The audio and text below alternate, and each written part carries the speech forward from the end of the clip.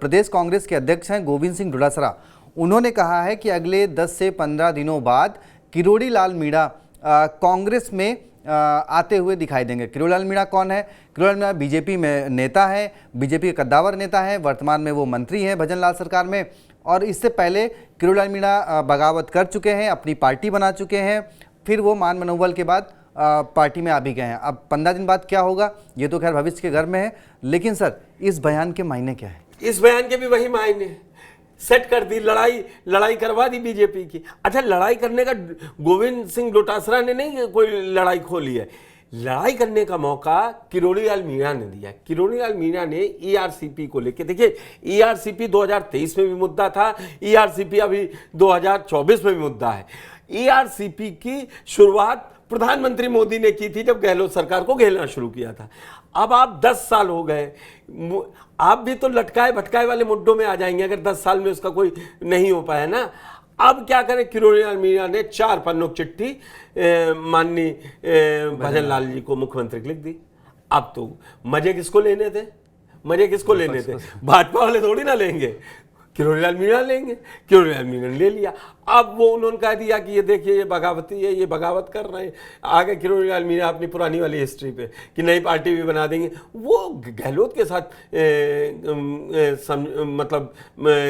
हिसाब किताब कर चुके हैं। किरोड़ी लाल मीणा के लिए कोई नहीं, उनको मालूम है जो मीणा वोट है वो मेरे पास है, मैं जिधर खड़ा होऊंगा। उन्होंने कह दिया। अच्छा, क्या होता है, नेता क्यों कहता है ये बात? आप मेरी एक बहुत, किरोड़ी लाल मीणा को जहाँ चुनाव लड़ना है, जहाँ राजनीति करनी है, वहाँ आप एक मंत्री बन के जा रहे नहीं, आप हाईलाइट में रहें कि चर्चा चले। तो वो नेता का जो अपना एक ऑरा होता है ना, वो है अच्छा देखिए मुख्यमंत्री हमारे उस समाज ने, मीणा समाज के, भैया बात कहें, एक बात है, मीणा जी दबे नहीं, सीधे चिट्ठी लिख दी।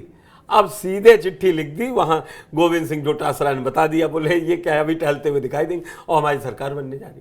कांग्रेस के नेता भी कम मजे थोड़ी ना ले रहे राजस्थान में। डोटासरा के फटकारे तो बड़े फेमस हैं। और डोटासरा आपने उससे पहले वाला देखा था जब कहा था यानी क्यों देर लग रही है, हेलीकॉप्टर ले लेते, वहां चले जाते कांग्रेस का। तो ये डोटासरा का स्टाइल है।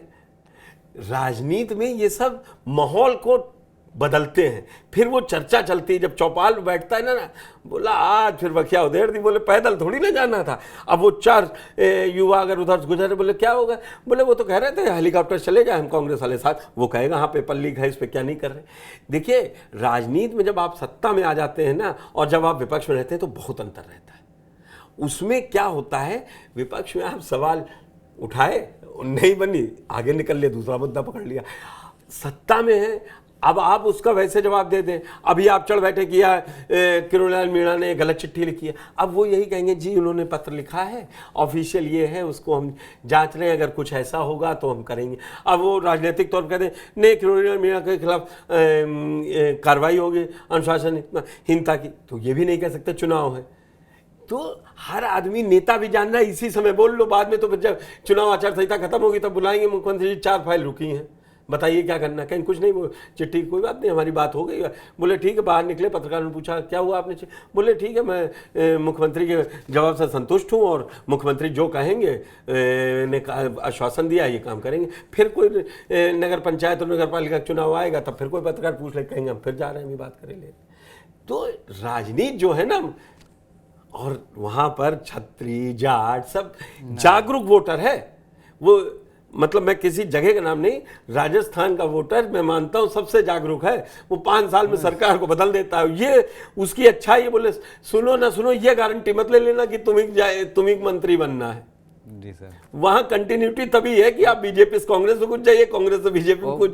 रिकॉर्ड है सर, पिछले 3-4 बार से अगर देखा जाए तो 15 से और 20 जो है वो मंत्री भी हार जाते हैं। 17 मंत्री हारे इस बार भी। जी सर, वही 15 से 20 मंत्री लगातार हार रहे हैं पिछले 4-5 बार से। वो उन्हें भी मालूम है, जनता उनको बिल्कुल बढ़िया टैबलेट देती है, तुरंत ही अगले 5 साल बाद उन्हीं जिता भेजती हो, वो तुरंत ही फिर मंत्री बन जाता है, कोर्ट पहन पहुंच के बोले काम कर देंगे हम। बिल्कुल सर। तो देखिए, पहले प्रधानमंत्री नरेंद्र मोदी और उसके बाद गोविंद सिंह डोटासरा, दोनों ही अपने अपने बयानों के लिए खैर सोशल मीडिया पे हमेशा ही चर्चा में रहते हैं।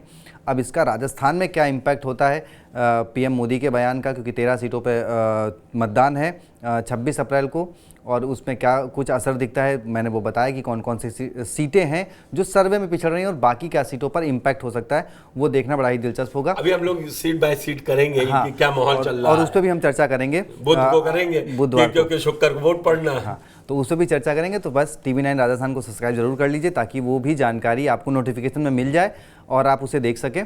तो चैनल को सब्सक्राइब करिए और कमेंट बॉक्स में अपनी राय जरूर दीजिए और चैनल को और लोगों से भी सब्सक्राइब करवाइए। धन्यवाद।